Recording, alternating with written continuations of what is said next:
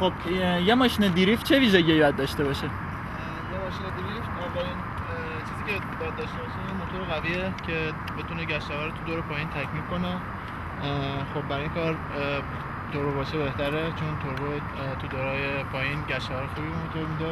خب سیستم تعلیق باید جوری باشه که بتونه برای بند دادن تراکشن اون خاصیت چیزی داشته باشه، این خاصیت داشته باشه که بتونه تراکشن راحت به هم بزنه. خب بادی رول نباید داشته باشه، باید سعی کنین اتومبیلی که برای دریفت جمع میکنین کمترین بادی رول رو داشته باشه که بتونه راحت تو به هم زدن تراکشن کنترل داشته باشه. خب از جلوی ماشین اگه ماشین توربو باشه اینترکولر باید جوری باشه که بتونه تو پیچا وقتی زاویه میگیره از همین طرف هوا به رادیاتور اینترکولر بخوره. این بود کلیات یه چیزی برای ماشینی که قراره برای دریفت جمع شه.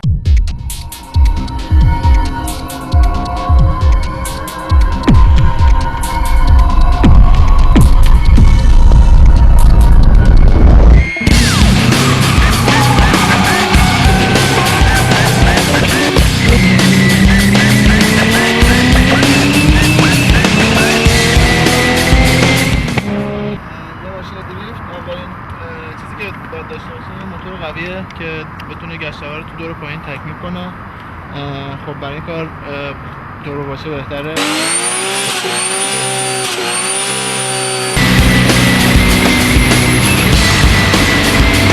برای دریفت چیزایی که باید بدونی اینه که باید اول یه سری تکنیک‌ها رو بلد باشی، کراچکیک رو بلد باشی.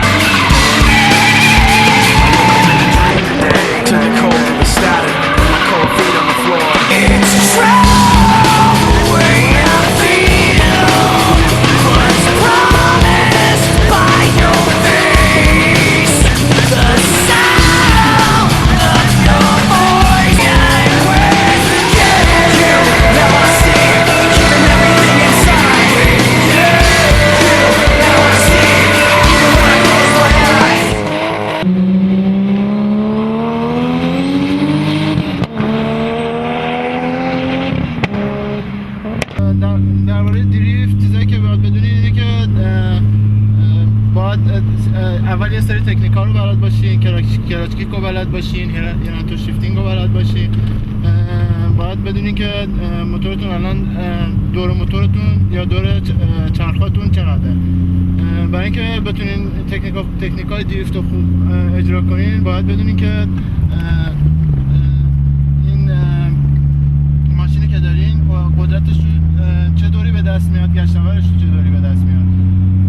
بعد تکنیک‌های دیگه که باید بدونین اینه که بدونین که مثلا چه موقع باید کلاچ بگیرین، چه موقع باید کلاچ رو ول کنین، چه موقع باید دنده رو عوض کنین.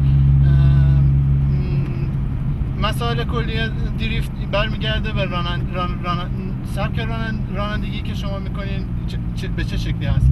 معمولا 12-13 نوع تکنیک نوع دریفت هست که هر کدوم اونها یه سری تکنیک لازم دارن.